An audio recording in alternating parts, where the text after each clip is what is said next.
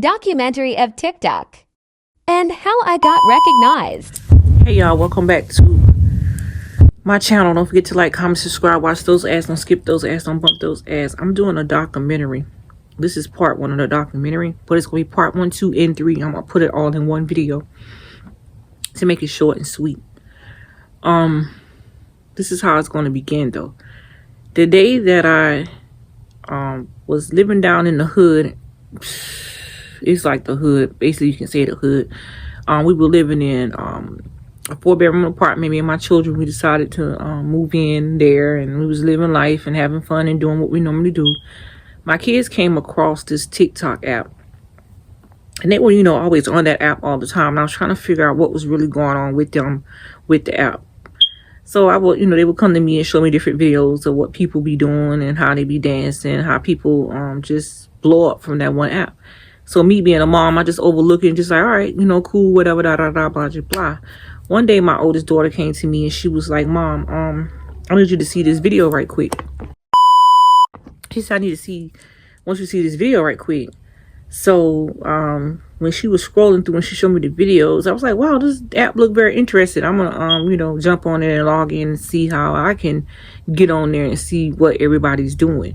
So she's like, Mom, you gotta make an account first, this, that, and the third. Of course, you gotta be 18 years old, but you 18. So you just go on there, make an account, and get yourself on there. And it's a lot of videos, and it's fun. Mom, just join it, So I joined it, and I got on there. I logged in.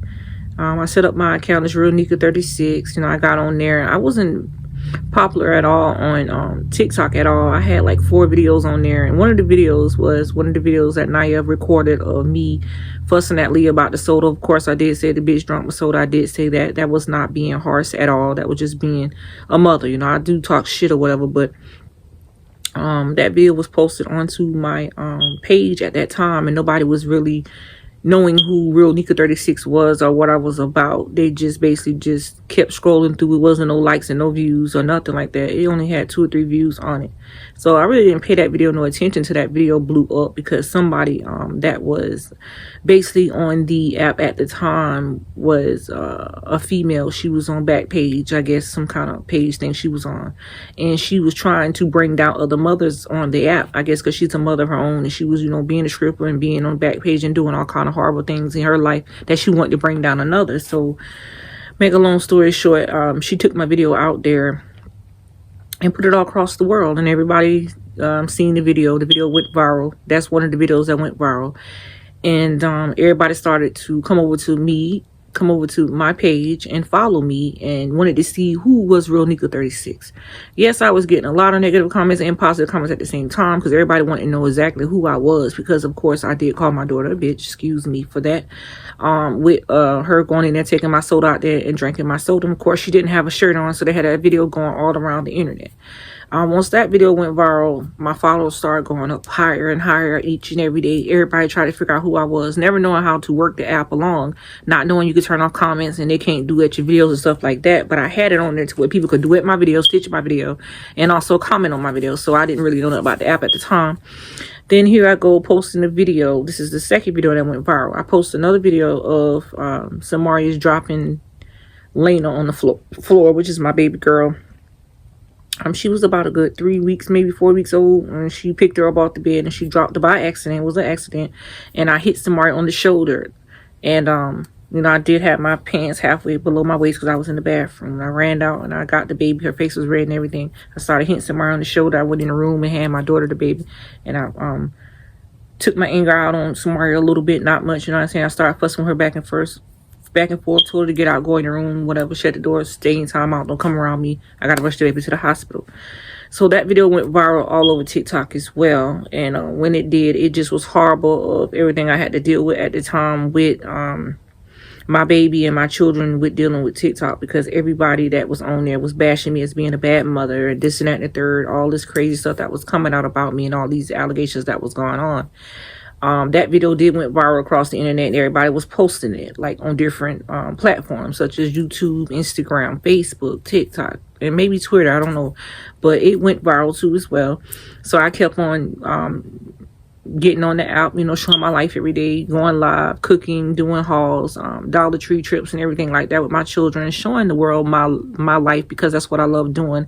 I want to watch my children grow up, and I want to be there every step of the way with them, because you don't get that but once in a lifetime. And that's what I was trying to do, as a mother and as being a public influencer of showing my life to the world. So going on with my life or whatever on TikTok, it was a journey, and everything started to die down. All the negative and all that stuff started to die down. Then it started to pick back up, and it started to get very aggravated, and I started getting very confused, and I started getting frustrated, and I just like, I'm just going to delete the whole app, because, it's not what I want. Then the money started floating. I started getting paid for my TikTok videos. My kids started getting more things, such as pizzas and Dollar Tree trips, and getting all the gifts and everything like that. It was coming in, and, it's like an addiction. You're used to something coming in, and used to it's being there. So the kids was getting all the fame and everything. They was out there like that. My family like didn't like to see me happy. So I was like, I gotta do what I gotta do to go out here and provide for me and my children. So going out here making these TikTok videos make me feel good, of showing my life to the world and letting them see how beautiful my family was. So as time went by, another video I did blew up as well. I was basically driving to take Night to work and almost got in a car accident. And Samari was recording at the time in the back seat while I was driving. And so I almost hit someone. Someone almost hit me. We almost crashed. And Samari was in the back seat saying, "Was she white?" That video went viral over TikTok as well. And all people started doing it in the video, start using the sound and this, that, and the third. She wasn't trying to discriminate on any color or race or anything like that. She was just talking. She's a kid. So that video went viral too as well. Then I had another video that went viral on TikTok as well, as the one that I sing on. Niece, the girl, she's TikTok famous basically. She went out there and duet my video, and everybody started duet my video too as well. And they started going out there, talking about, oh, she can sing this and the third. The comments was, some negative, some positive, but everybody started to realize who was Real Nika 36. Who is this person that they're talking about? So I had multiple followers. Everybody started coming in. I'm started blowing up and started glowing, and I'm used to the fame life. I'm used to everybody coming up to me saying, "Hey, I know you from TikTok. I love watching your videos. I love your kids. I love this. I love that." So I basically enjoy the fame life. I enjoy, being out there in the world and everybody know who I am. You know what I'm saying? Because I finally can get somebody to recognize Real Nika 36. So most of my videos went viral. Most of them caused a lot of pain in my heart and everything like that. I decided to stay on the app as well, but my account officially got banned. And I was out there, everybody knew who I was. People kept reporting the videos. The videos only get a certain amount of views, but my videos blew up. The last video that I posted that I want to address is when I was putting Kira in the car that day. And I was trying to buckle her in, and she was fighting because she didn't want to get in her seat. The video went to 2.0 million views within 5 hours of posting that video.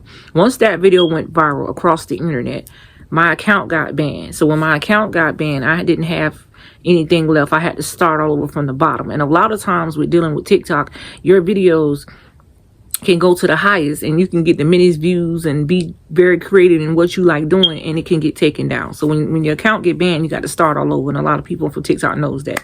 So I had to start all over, but everybody still know who I was. I had alone 4 accounts on TikTok alone, because 3 of them had got banned because people kept reporting them. Now I'm down to my last 2. I deactivated one to keep the trouble down or whatever. I'm down to 1 page right now on TikTok, and I'm at 23,000 followers alone. And I still enjoy posting videos and doing things. So this is part 1 of the video of me talking about TikTok. So let me get into the second part, because I'm gonna do 3 and then I'm gonna finish the documentary later. But this is part 2 of the documentary that I want to say that as time went by and I got a new account and everything like that, I got an incident to where I moved in my apartment. I was staying there. I was recording me helping HJ do his schoolwork, and Kira had a temper tantrum and she was crying, and I picked her up by her arm, not trying to harm her or anything, but I grabbed her by the cuff of her arm. And I did a TikTok video, and I had the baby, which is Lena, in my hands. And I posted the video, and it went viral as well. But everybody just talked bad on me.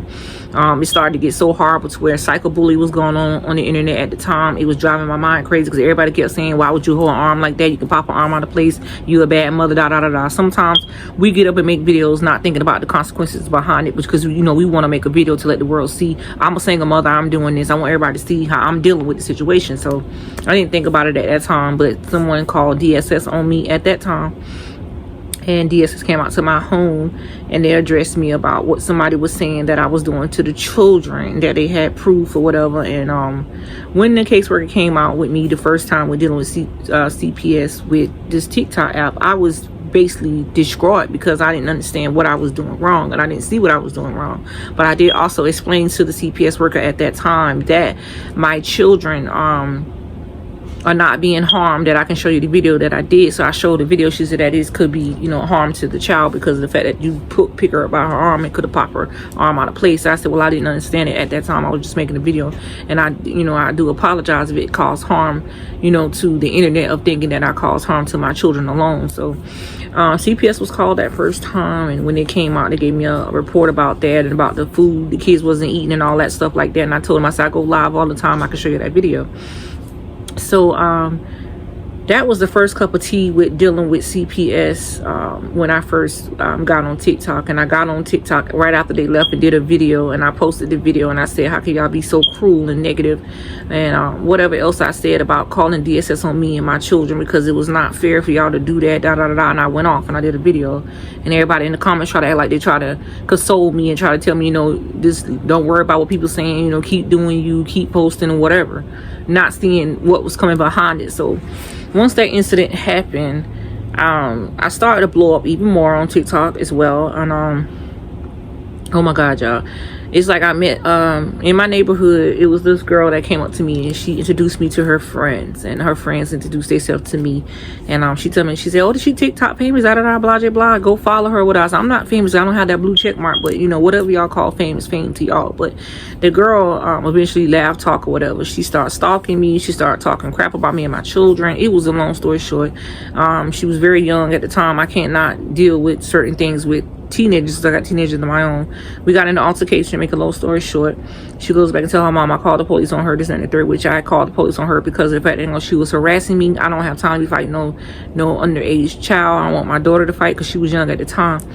So we had to pack up everything we had because of the incident. We got threatened to be killed, me and my unborn baby, and I had my baby in my hand, and my children was getting ready to load in the car. We had got a threat message from a person that was directing it to me and my children, that she was going to kill me, my children, and she didn't care about the baby in my stomach. So I had to relocate, pack up all my stuff, get all the money out of the bank, and moved because of this one app of TikTok. This app can be very evil. There's some evil people out here because they don't want to see you have. And that's one thing I learned about TikTok, is when people start seeing that they was giving us and doing for us, and you know, Christmas and everything was peaceful and like joyful, and everything was so fun, and then it's turning into evil. So we moved, and I didn't have a place to go at the time, so I had to contact my old landlord to get us in a place, which we got in a place. It wasn't that stable or whatever, but I left that DSS case behind during that time.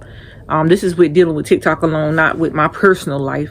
So we moved or whatever, and we moved into a trailer, and it was just only a 2.5 bedroom. We was there for a while, and we stayed there, and I decided to go back live again so I can try to make my money.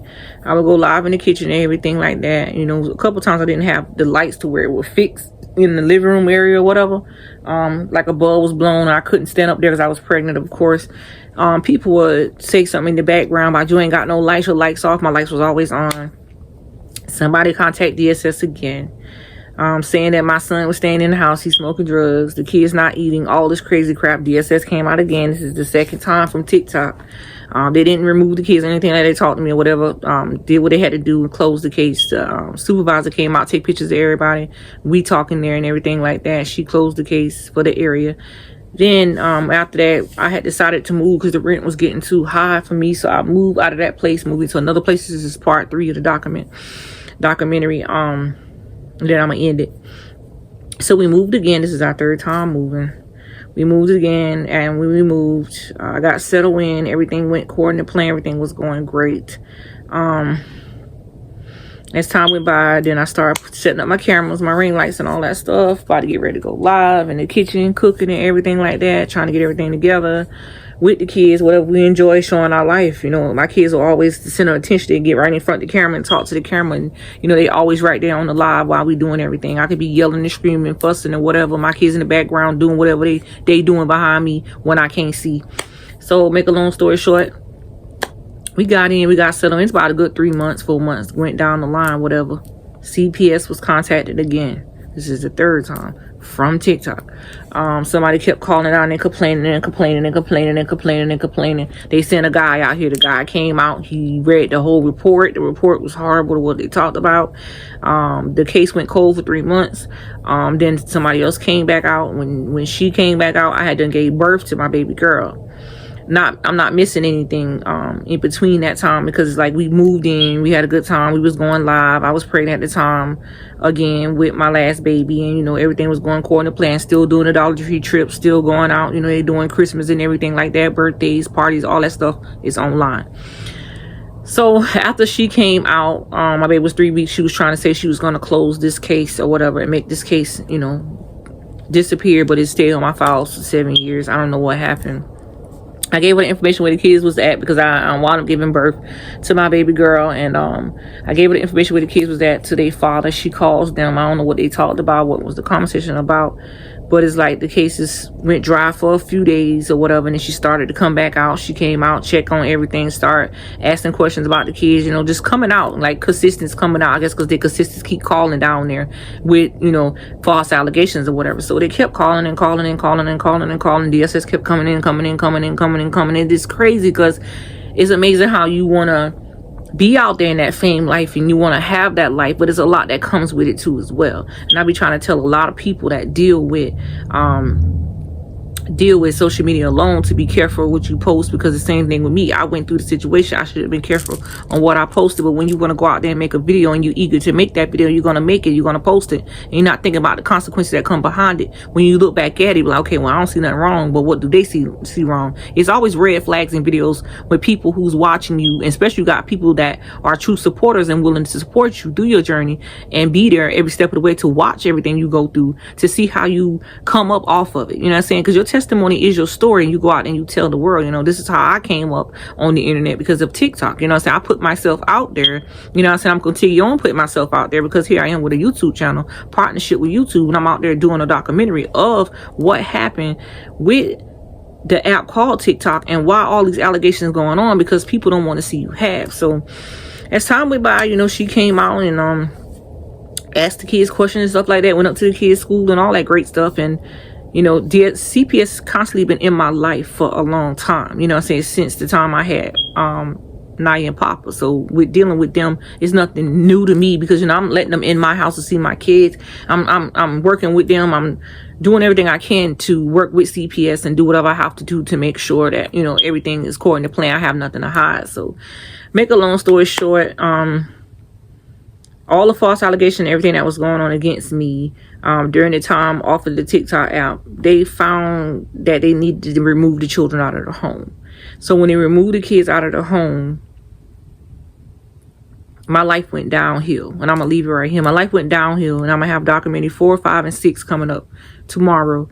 So my life went downhill, and everything went down to where it was to the lowest level of them not doing proper procedure. And what I mean by that is not having court orders to remove the kids out of the home. So I'll be back tomorrow for 4, 5, and 6 of my documentary.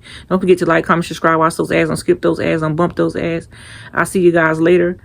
Enjoy this video. But TikTok can be very dangerous. If you're out there in this world today and you have the app called TikTok, be careful what you post, because what you post can turn into your worst enemy. Peace in the Middle East.